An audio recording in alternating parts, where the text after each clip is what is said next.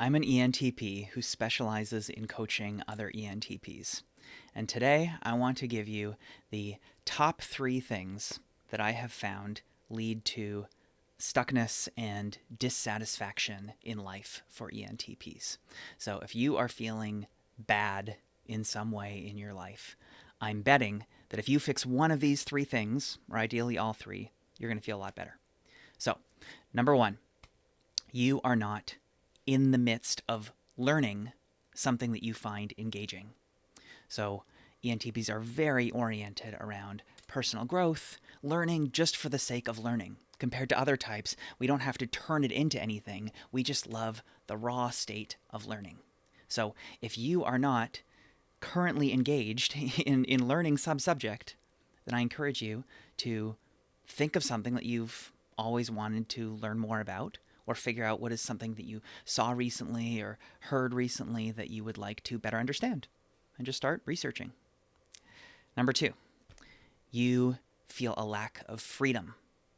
So ENPs in general are very freedom-oriented types. And for ENTPs in particular, we really value freedom of thought.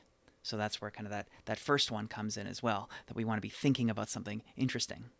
But if you don't feel sufficient freedom in your life, then my tip is figure out a time of day when you are most productive, most energized. For me, it's first thing in the morning. And make sure that you are devoting at least half an hour, if not more time, to doing something that really lights you up, to something that really matters.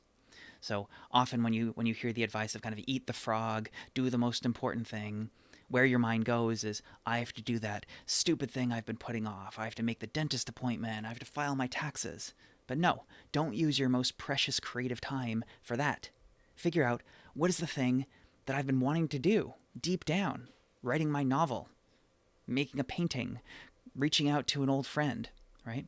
And spend that precious time doing one of those things. That's how you will feel more free, if you are in control of your time instead of feeling like you're always doing things that you have to do. Number 3, this one is a bit pernicious. Often in my life, I've not really realized what this one is until I've really examined it for a while. And this is, you are not having your connection needs met. You're lonely, you don't have enough community support, you don't have enough belonging, you don't have depth of connection. There's something missing in the connection department.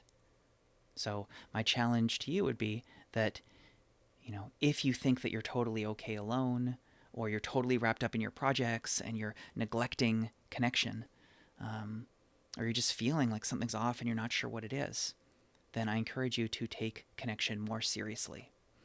So what would it be like if you put as much effort into making friends as you did to dating? Right?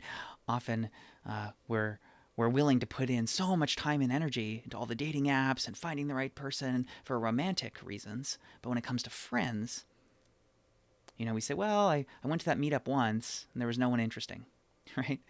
But what if you put in a lot of effort and you said, you know what, I'm going to 3 meetups a week, every week. I'm really going to keep putting in effort to find the right people. So if you notice yourself giving up and just saying other people are boring, it's too hard, what if you just tried even harder? All right? So those are the 3 tips: learning, freedom, connection. Love to hear how this lands, and I hope it helps. Wish you a nourishing day.